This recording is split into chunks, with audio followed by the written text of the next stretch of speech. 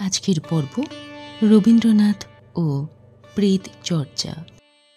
Planchette এই বিষয়টির ব্যাপারে সবাই একবার না একবার শুনেছেন নিশ্চয়ই। আসলেই এই বিষয়টির ওপর অনেকেরই কৌতূহল রয়েছে, যদিও কেউ হেসে উড়িয়ে দেন, কেউ এড়িয়ে যাওয়ার চেষ্টা করেন, আবার কেউ কেউ রয়েছেন যারা বোঝার চেষ্টা করেন আসলেই হেসে উড়িয়ে দেওয়ার বিষয় নাকি গভীরে যাওয়ার বিষয়। অশরীরী আত্মার সঙ্গে কথা বলার এই অদ্ভুত পদ্ধতির ব্যাপারে আপনারা বিশ্বাস করেন কিনা জানি না, তবে বহু রথী মহারথীরা এই বিষয়টির গভীরে যাওয়ার চেষ্টা করেছেন। সেই তালিকায় রয়েছে খোদ বিশ্বকবি রবীন্দ্রনাথ ঠাকুর। শোনা যায় তিনি নাকি বেশ কয়েকবার এই অশরীরী আত্মাদের সঙ্গে কথাও বলেছেন এই মাধ্যম ব্যবহার করে। আবার শোনা যায় সত্যজিৎ রায়ের শান্তিনিকেতনের কলা ভবনে ভর্তি হবার পেছনে মূল বিষয়টি ছিল রবীন্দ্রনাথ ঠাকুরের এই প্ল্যানচেটের অভ্যেসটি। কবিগুরু রবীন্দ্রনাথ ঠাকুর আয়োজিত একটি প্ল্যানচেট সভায় আত্মা হিসেবে এসেছিলেন সেকালের স্বনামধন্য কবি সুকুমার রায়, অর্থাৎ সত্যজিৎ রায়ের বাবা। মাত্র ৩৬ বছর বয়সে সুকুমার রায় মারা গেছিলেন, কিন্তু রবীন্দ্রনাথ ঠাকুরের প্রেত চক্রে হঠাৎ একদিন ধরা দিয়ে তিনি সত্যজিৎ রায়কে রবীন্দ্রনাথ ঠাকুরের শান্তিনিকেতনের কলা ভবনে ভর্তি করার কথা বলেন। সেখান থেকেই সত্যজিৎ রায়ের জীবন একেবারে যেন পাল্টে গেল।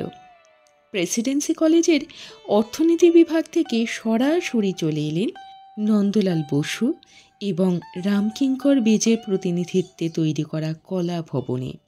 তারপর বাকিটা তো ইতিহাস। রবীন্দ্রনাথ ঠাকুরের আত্মজীবনী জীবন স্মৃতিতে আমরা বারংবার তাঁর এই বিশেষ প্ল্যানচেট করার বিষয়টি উল্লেখ পাই। তিনি নিজেই লিখেছেন, শেষ জীবনে তার প্ল্যানচেট করার ইচ্ছে আরও বেশি প্রবল হয়ে গেছিল। এর পেছনে অবশ্যই একটি কারণ হল বারবার প্রিয়জনের বিয়োগ। তাঁর ডাকে সাড়া দিয়ে প্ল্যানচেটে আত্মা হিসেবে এসেছিলেন তার স্ত্রী মৃণালিনী দেবী থেকে শুরু করে নতুন বৌঠান কাদম্বরী দেবী, জ্যেষ্ঠা কন্যা মাধুরীলতা, আরও অনেকেই।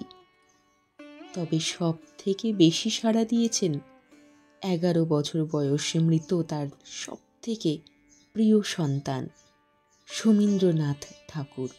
রবীন্দ্রনাথ ঠাকুরের প্রেতযোগের বেশ কিছু বর্ণনা একাধিক লেখায় পাওয়া যায়।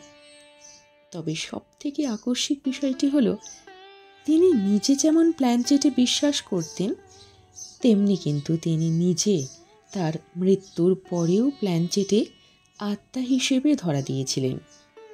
পরলোকের বিচিত্র কাহিনী নামক এই বইয়ে লেখক সৌরীন্দ্র মোহন মুখোপাধ্যায় জানিয়েছিলেন 1945 সালের 23শে ডিসেম্বর একটি প্ল্যানচেট চক্রে আত্মা হিসেবে হাজির হয়েছিলেন স্বয়ং রবীন্দ্রনাথ ঠাকুর।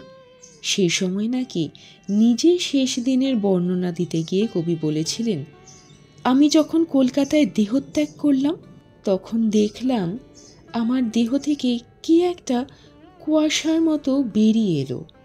দেখলাম শয্যার ওপরে দেহটি পড়ে রয়েছে। সেই কুয়াশাটা ক্রমে আমার কাছে এলো এবং আমি তার ভেতর প্রবেশ করলাম।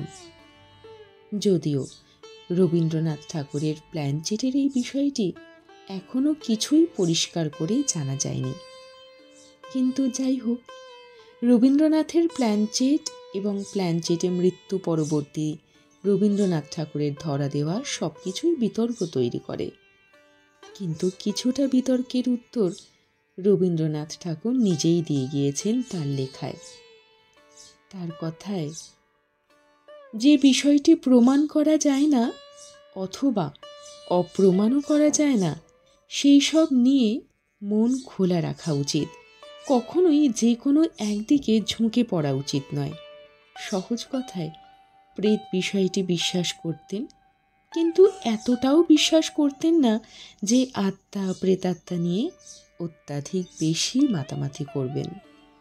কেমন লাগলো আজকের এই পর্ব? এমনই বেশ কয়েকটি পর্ব জুড়ে থাকবে রবীন্দ্রনাথ ঠাকুরের নানা জানা অজানা ঘটনা, গল্প। ভালো লাগলে সঙ্গে থাকবেন এই সমস্ত গল্পগুলি শোনার জন্য। আজকের মতন বিদায়।